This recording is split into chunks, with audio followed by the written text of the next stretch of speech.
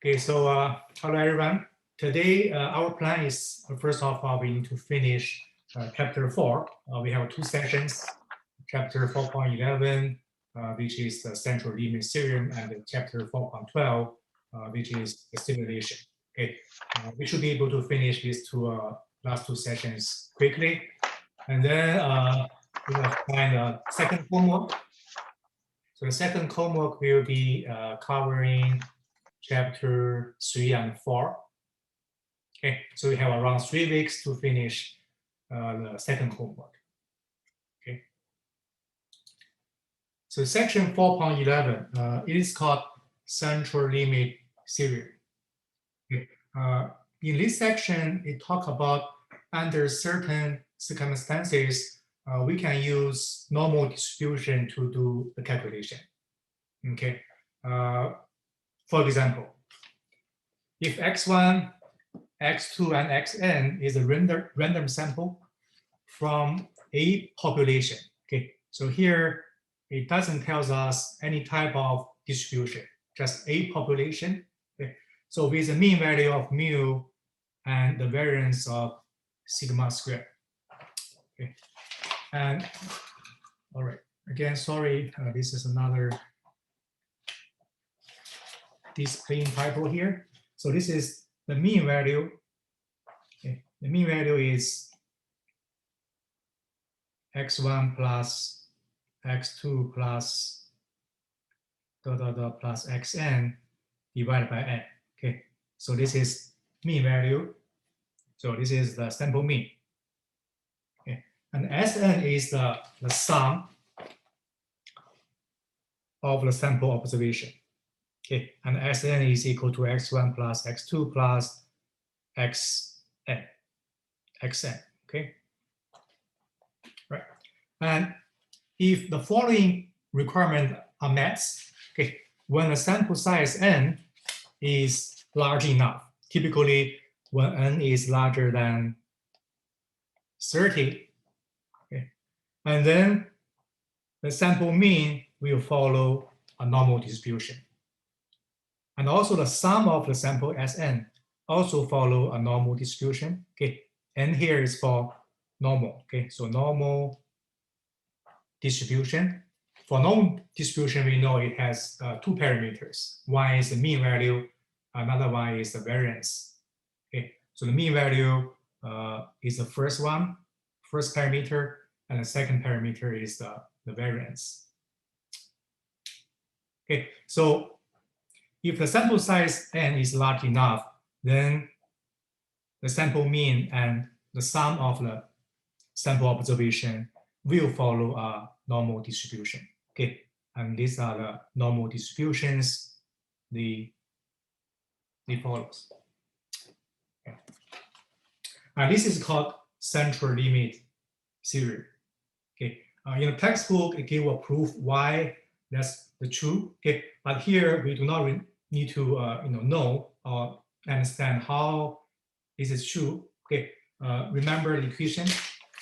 But the next slide is showing us some of the example. Okay, let's look at the first one, the first 3. Okay. In the first 3 figures, okay, the solid line are distribution from the sample mean. Okay, as you can see here, for each figure we have a solid line and dotted line. Okay, so the solid lines are a sample mean. Okay, and the dotted line are from normal distribution. Okay, and the first one is the whole population. Okay, and the second one is when the sample size n is 5. Okay, so when sample size n is 5, because the population is pretty much symmetric, okay, along its mean value. Okay, so when sample size is 5, the sample mean value is already very close to a normal distribution. Okay, and if we further increase the sample size to 30, they are pretty much the same. We see the dotted line. Again, the dotted line is a normal distribution. Okay, and the solid line is whatever the population it is. Okay, so when sample size is large enough, so in that case is 30, we can use a normal distribution to roughly describe that population. Again, no matter what type of distribution that population follows. Okay, so that's the first example. Then let's look at here the next three. Right. So the next three, the population follow a discrete distribution like this. Okay, and we do not know what type of distribution it follows. Okay. And the dotted line is the value of the mean, sample mean. Okay. Right. For that distribution, we can see it is somewhat skewed. Okay, it's skewed, had a longer tail on the right. For the left side, it has almost no tail. Okay, so it's somehow skewed.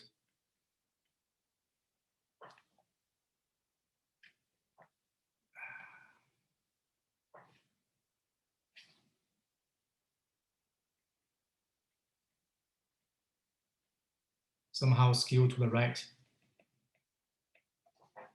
Okay. And when the sample size is 5, let's see again, the dotted line is for normal distribution. And the rectangular is that population. Okay. It is better, but not as good as the first one. And then when we increase the sample size to 30, we can see that population can be pretty much described using a normal distribution, which is this dotted line. Okay, so another proof for that. For the third one, it is continuous variables because that's the curve. Okay. It is highly skewed. Skewed to the right. Okay, because the right side has longer tail, the left side has no tail. Okay. Then look at sample size equal to 5. Okay. Again, the dotted line is normal. Okay. For normal distribution, I mean, okay, this, okay, the sample mean follow a normal distribution of mu, and the variance is equal to sigma squared over n. Okay. Not as good as the first two examples. Okay, we see the solid line and dotted line are not very close to each other. If we increase the sample size to 30, much better. Okay, so these two lines very close to each other, although it's not as close as the first two, but close enough. So these three example tells us no matter what type of the population, what type of distribution the population follows. Okay, when we increase the sample size to 30 or above, then the sample mean will follow a normal distribution like this. All right. So rule of thumb, when to use the central limit theorem. Okay, for most type of populations, if the sample size is greater than 30, then central limit theorem will be good. So again, this is for any type of population. So any distribution. When you say any type of population, are you referring to however big of a population? Like it could be in the thousands? No. Any type of distribution, you know, okay. For, you know, from chapter 4, we discussed binomial distribution, you know, Bernoulli distribution, Poisson distribution. Okay, and there's many other different type of distribution. Basically, that is a probability density function or probability mass function, depending on it is for discrete or continuous variables. So yeah, so I mean, population means that population follow any type of distributions we just mentioned. I see. Okay, thank you. And then if the sample size is large enough, larger than 30, then the sample mean and the sum of the sample will follow normal distribution like this. Okay.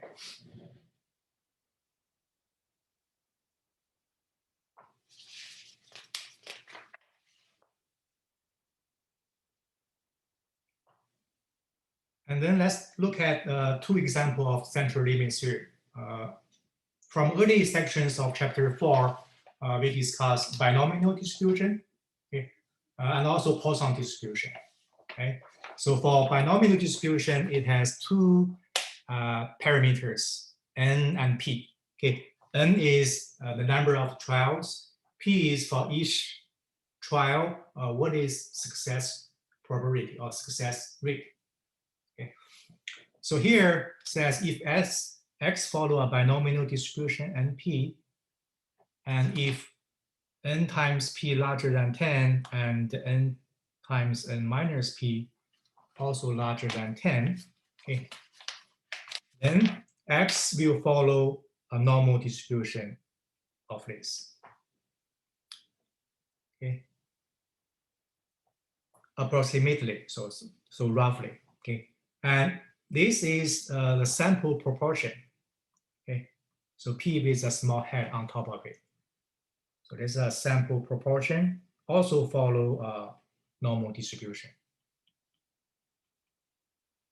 Okay, it follow another normal distribution of that. Okay, you can just remember that, but here is the proof why that's the case. Okay, because we have a lot of time today. Okay.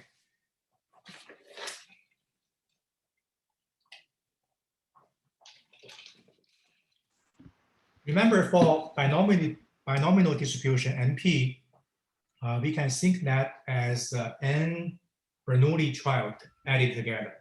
Okay, so this is binomial. So we can think the binomial as n Bernoulli trial added together. Okay, and for each of these Bernoulli trial, this is Bernoulli.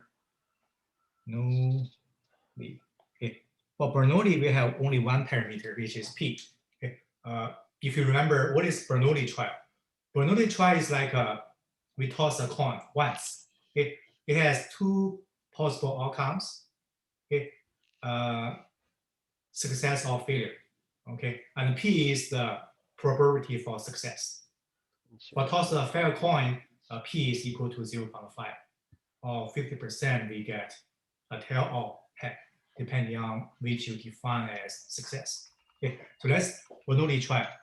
And for Bernoulli trial, we know the mean value and the variance. Okay.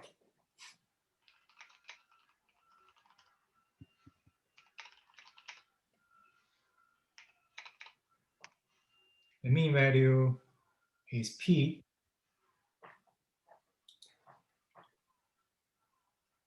And the variance is p times 1 minus p, right?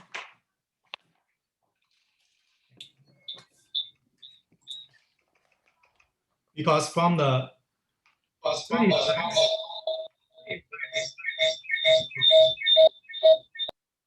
okay, all right.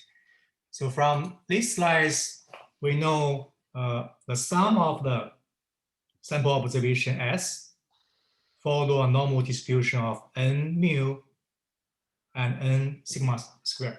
Okay, so let's copy this equation here. Okay, so because the sum follow a normal distribution of n mu and n sigma squared. Right, so this is from 3 slides before. Okay. And we know binomial distribution is n Bernoulli trial added together. Okay, that's why this equation holds true. Okay. Because the mu here is p, right? The mu is p, so that will become np, okay? And sigma square is p times 1 minus p, so that become np times 1 minus p, okay? And this is this, okay? So that's why this equation, how this equation comes out. Okay, again, you don't need to remember this. Okay, just when x followed by nominal np and when np and n times 1 minus p larger than 10, then you can use normal distribution, this one, to describe x. Okay. And the sample proportion also follow normal distribution of this. Okay, and the sample proportion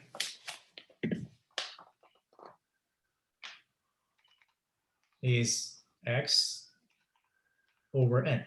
N is the number of trial, x is the number of success. Okay, so that will be equal to y1 plus y2 plus yn divided by n. Okay. Okay. So from earlier slides, based on central limit theorem, it tells us this: the sample mean value follow normal distribution of mu and sigma square over n. Okay.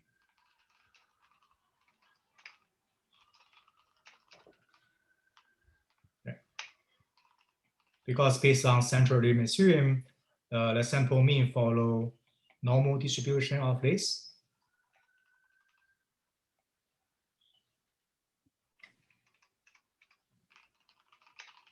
Over n.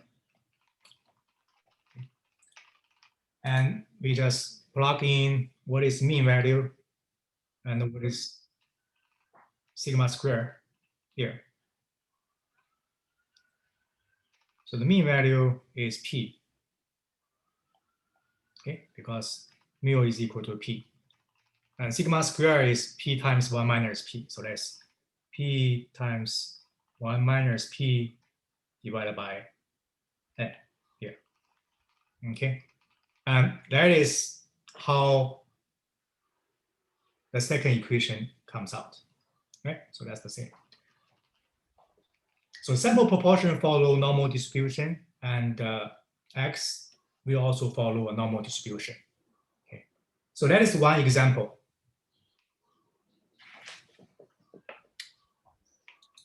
Another example is if x follow a Poisson distribution. Okay. So Poisson distribution is another discrete variables we discussed earlier in early chapter 4. Okay. So if lambda is larger than 10, then the x will follow normal distribution of lambda. So the mean value is equal to lambda, and the sigma square is also equal to lambda.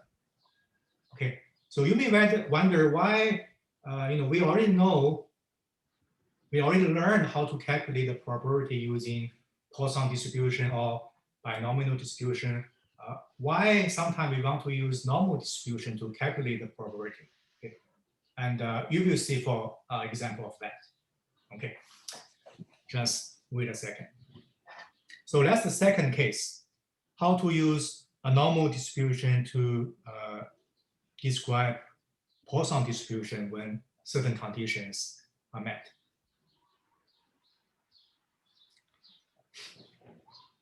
All right.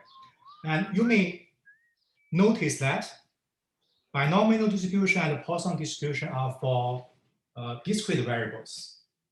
And we also know normal distribution is for continuous variables.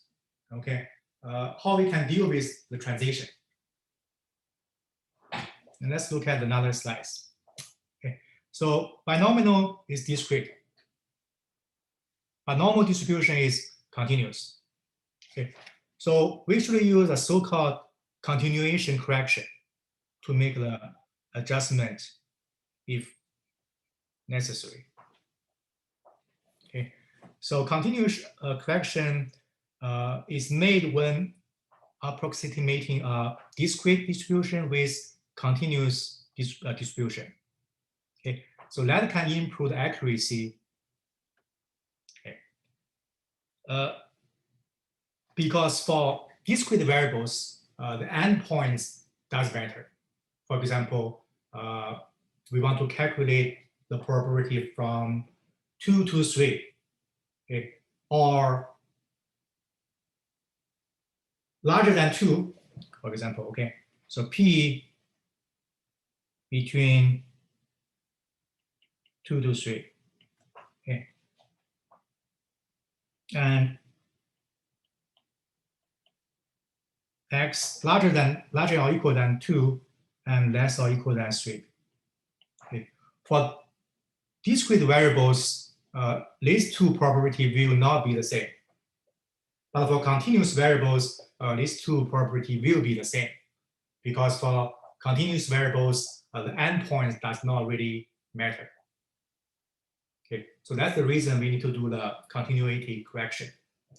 So here is the rule.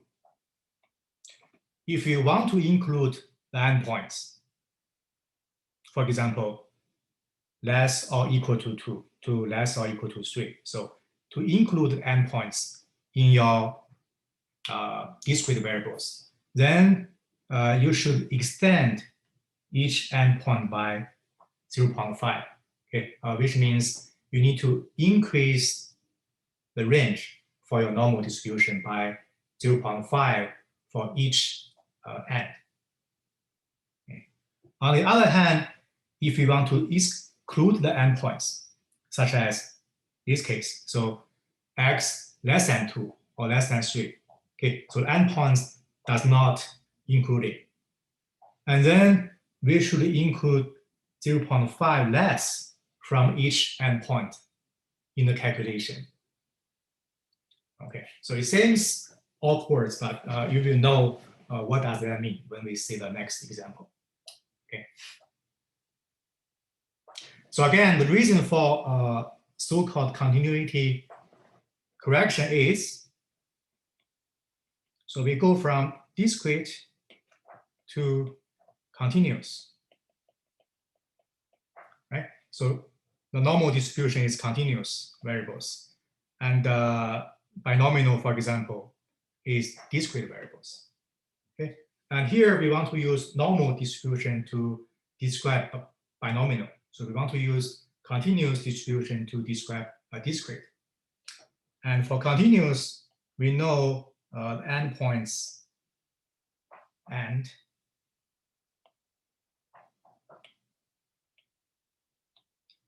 points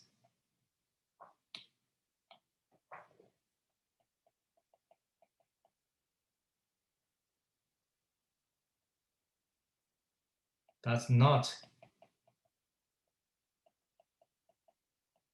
matter, okay?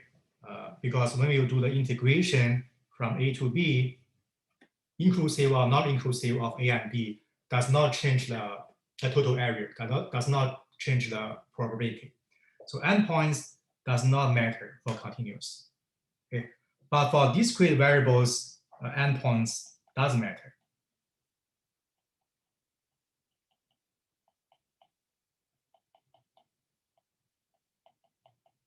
Does matter.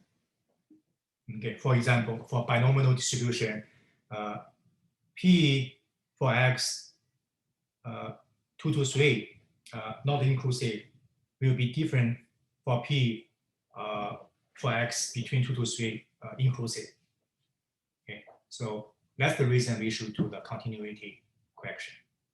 And here is how we should do.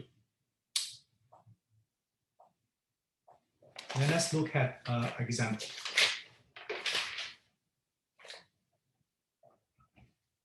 All right. So here, the squares are discrete variables, and the solid line is a normal distribution to describe that discrete variables. Okay. So here shows two cases. So if we want to calculate the p-value between 45 and 55 inclusive, so that's large or equal to 45 and less or equal to 55. Okay, so that is endpoints considered. Then for the normal curve, we should do the integration, okay, or using the table 8.2, we should expand the range by 0.5. Okay, so basically, how to expand? For the lower range, 45, how to expand? We decrease by 0.5. So for the upper end, 55, we also increase the range. So from 55 to 55.5. Okay, as you can see here, so we increase 44.5, and this point is 55.5. And the pink area is what we should calculate based on normal curve. Okay. Then look at the second case. For the second case, what we want to calculate the p-value between 45 and 55, not inclusive. Okay, so larger than 45 and less than 55, the endpoint does not count. Then we should shrink the two ends by 0.5. Okay, so make the pink area smaller. So how to make it smaller? So for the lower end, it should become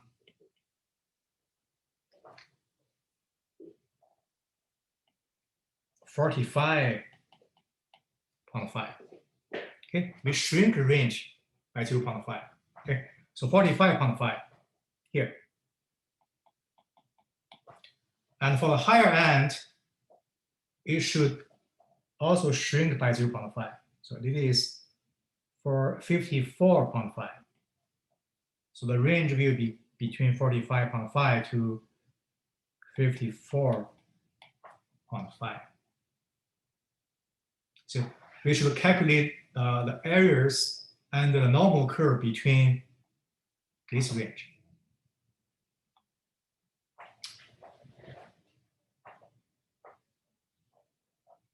Okay.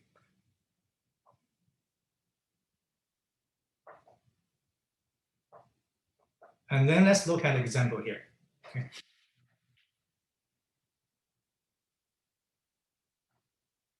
So manufacture of certain parts require two different machine operations. The time on machine 1 has a mean value and standard deviation. So that's machine 1. For machine 2 has another mean value and another standard deviation. The time needed on machines are independent. So machine 1 and machine 2 are independent. Suppose that 65 parts are manufactured. Okay, so 65 is larger than 30. Okay. What is distribution of the total time on machine 1? Okay, so the total time on machine 1 is the 65 parts, the time for 65 parts added together. So that's the sum. Okay, so we can use this one. This equation. So no matter what type of distribution machine 1 or machine 2 follows, the sum will follow this normal distribution. Okay.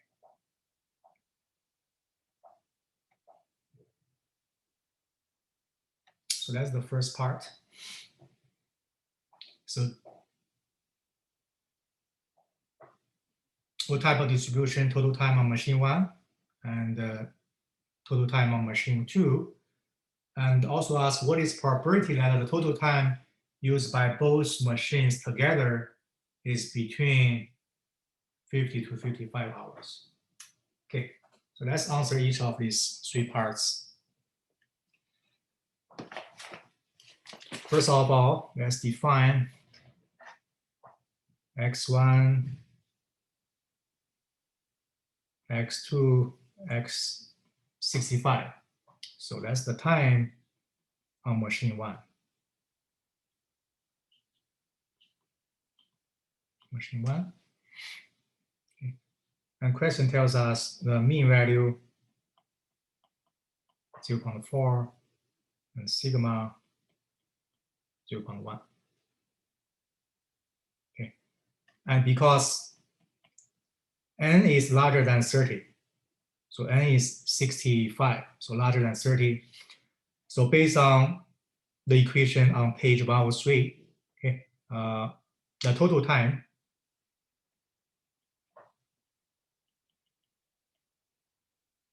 that's called S1. Total time S1 is x1 plus x2 plus xn.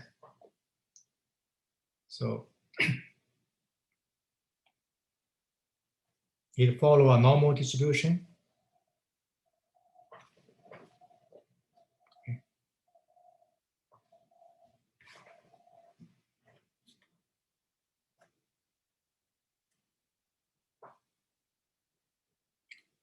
65 times 0.4 and 65 0.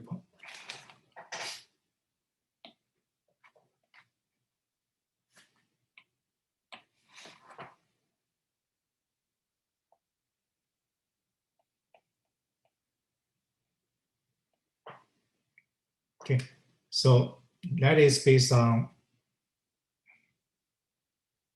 the equation here. Okay, so S is follow normal distribution of n mu and n sigma square. Okay.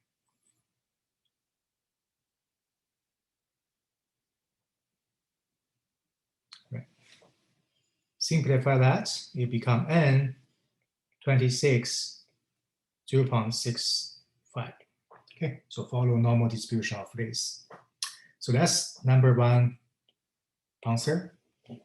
So for the machine 2 is exactly the same. So let's define y. y1, y65, okay, is the time on machine 2. Machine 2.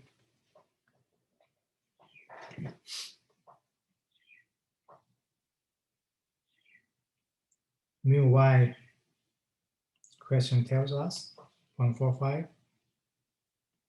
Sigma y 0.15. Okay, also tells us. If we define,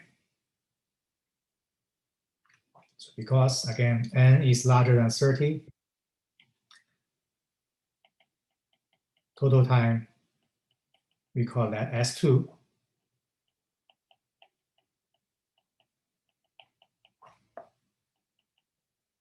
$65. Okay, so that should be 65. Okay.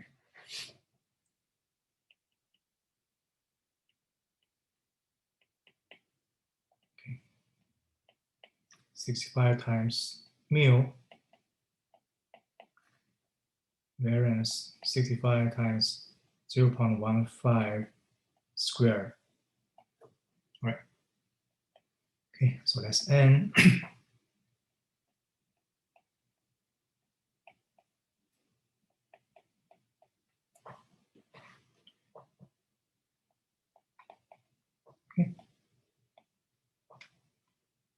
So the distribution of the total time on machine 1 follow this distribution, and total time on machine 2 follow that distribution.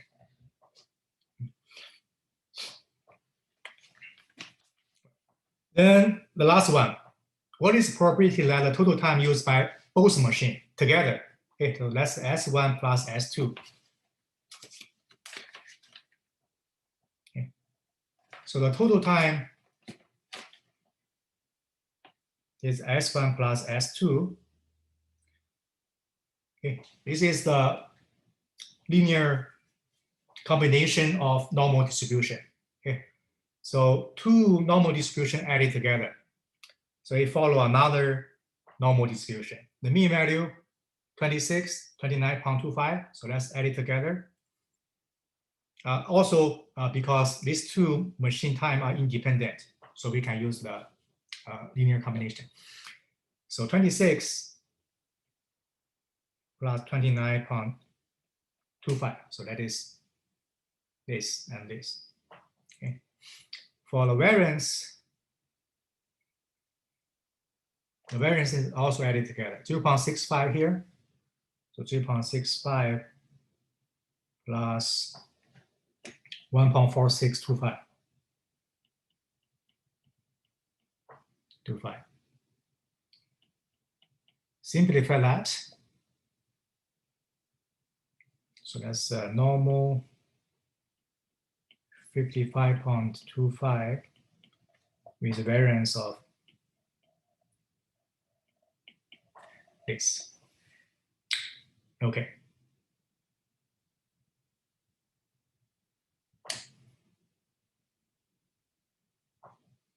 Then we need to find out the probability between 50 and 55 hours. Okay. We need to find out P between 50 55. Okay. Then come back to how to use the Z table to calculate the probability. Okay. So the first step, we transfer x. Here is the S1 plus S2 into a Z value, right?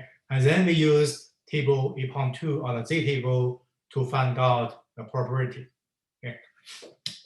So as what we did last week. So we calculated the Z-score. Remember the Z is equal to X minus mu divided by sigma. Okay. And here is the mu, here is the sigma squared. Okay. So we calculate the Z-score. So 50, X is 50, sorry, not 55.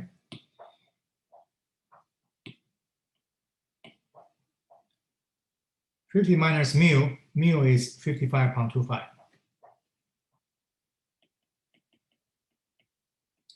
Divided by square root of 2.1125. Okay, this part. Okay. And the other one is 55 minus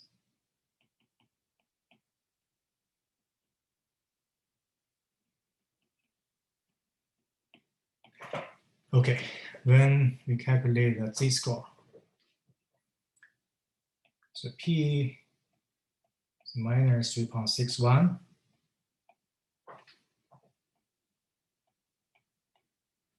And minus 0.17 for the Z-score.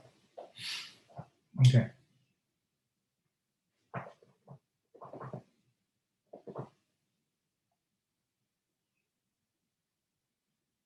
Okay. For the Z table, it's about 0.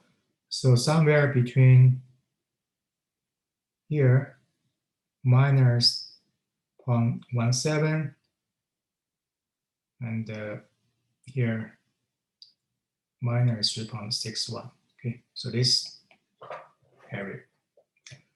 Then let's use the Z table. Okay.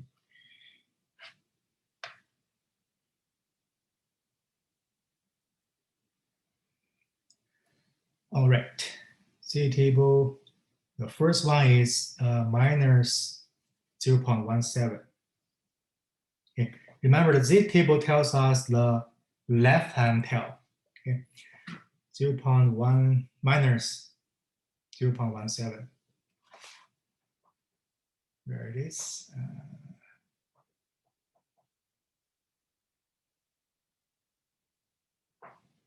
0.1, 2, here. Okay. So that is 0.4325.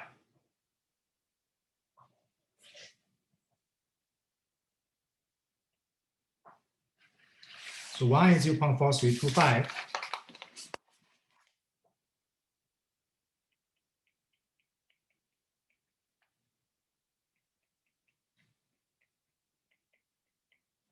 Okay, the first one 0.4325. Okay. To calculate between two values, we need to find out the areas under minus 3.61.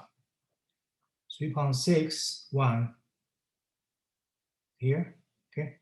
So this is minus 3.6, 0.01. So it's here. Okay. So 0.0002. So that is minus 0.0002. Okay. And that comes out, the final answer 0.4323. Okay. All right. Okay. So this is the first example we use central limit theorem. Okay. So first of all, depending on the situation, we transfer that distribution into a normal distribution. And then everything will be normal. You know, we use the normal curve, the Z table. We calculate the Z value. Okay. And then we use the table 8.2 to calculate the probability. So that's the first example. The second example,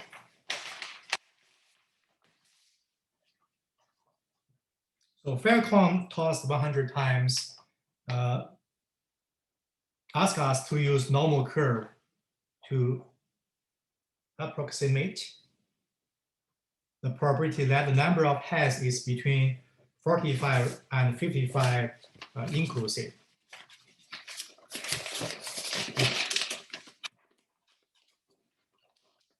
For this type of questions, we know we toss a coin 100 times. It is classic binomial distribution. Right? So we know X follow binomial NP. N is 100. We toss 100 times. P is 0.5. Okay. But under the condition, certain condition, we can use normal distribution to describe that binomial distribution, which is here, we just discussed. Okay. If X follow normal binomial distribution, NP time larger than 10, and N times 1 minus P larger than 10, then it will follow normal distribution of these two. Okay. So based on these two equations,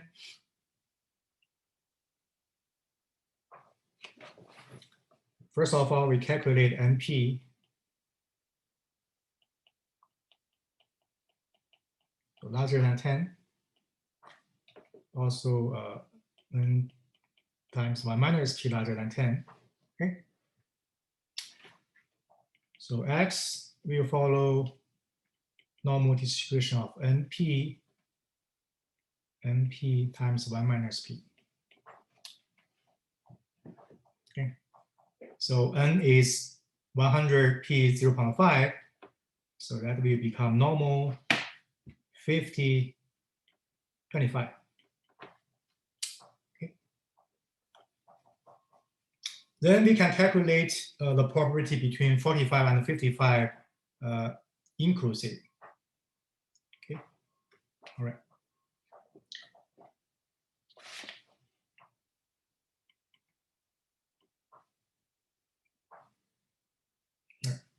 Because it is 45 to 55 inclusive, what we need to do is we increase the range 0.5 for each end.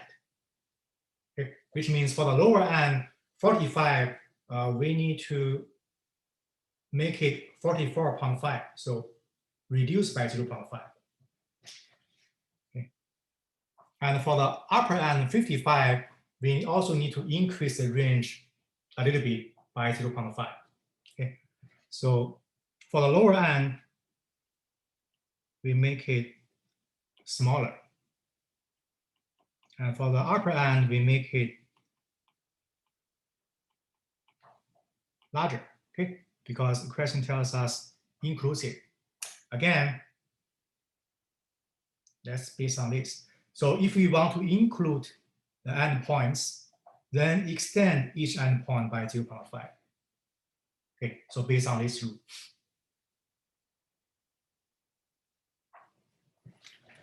So that will become calculate the probability between 44.5 and 55.5.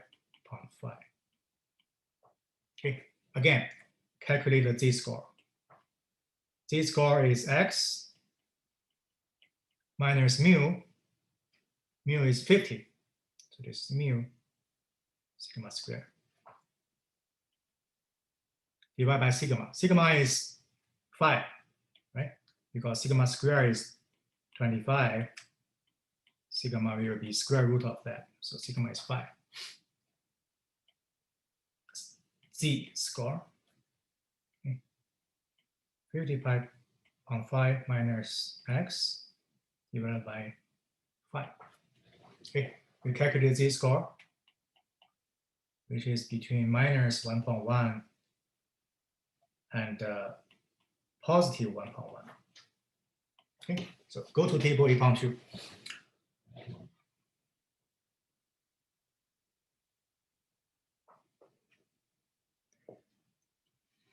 So positive 1.1 is here. So 1.1 here. So z value is 1.1, 0.8665.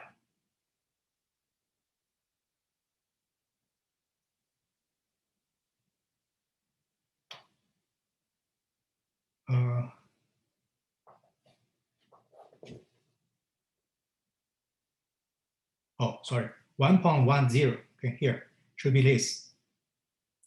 1.1 is here. 0.8643. 0.8665 is 1.11.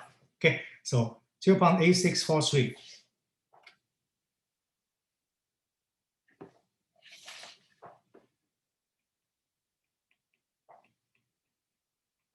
The other one is minus 1.1. Minus 1.1 is here. 0.1357. Okay. 0.1357. Okay. Why we need to calculate these two values minors together. Okay. So that's because it tells us two areas. For example, for 1.1, this area. For minus 1.1 is this area, okay? And what we care about is between 1.1 and minus 1.1, okay? So we use these areas, which is 0.68643, minus this area, which is 0.1357. So we can get the middle area here. Okay. All right. Okay. So this is the central limit theorem.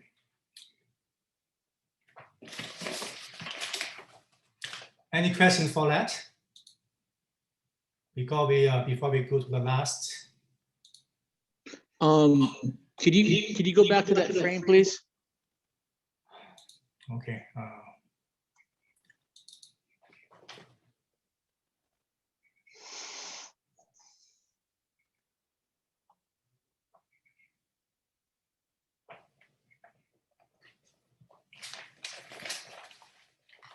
Yes.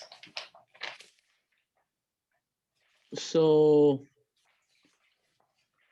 I got to the second to last iteration. So it's 0.8643 minus 0.1357. Yes. Okay. And that was after consulting the Z table to get the correct Yes. calculations, right? Yeah. The Z table is, yeah.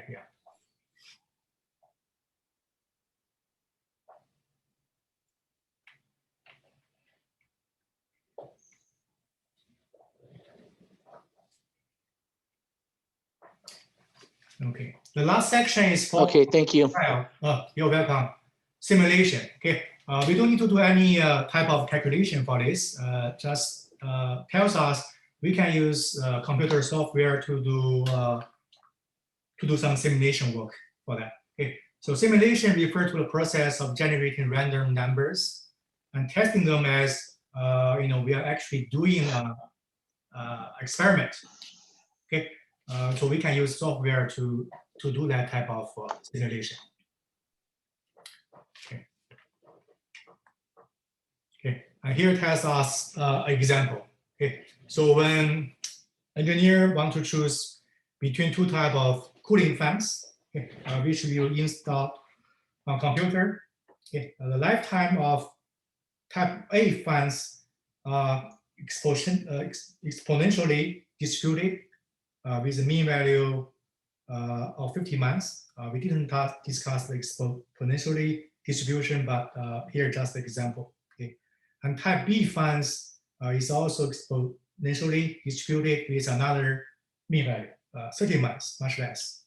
Okay, and because type A funds are more expensive, and the engineer want to decide she will choose type A funds if the probability that the type A funds will last more than twice as long as type B funds is greater than 50%.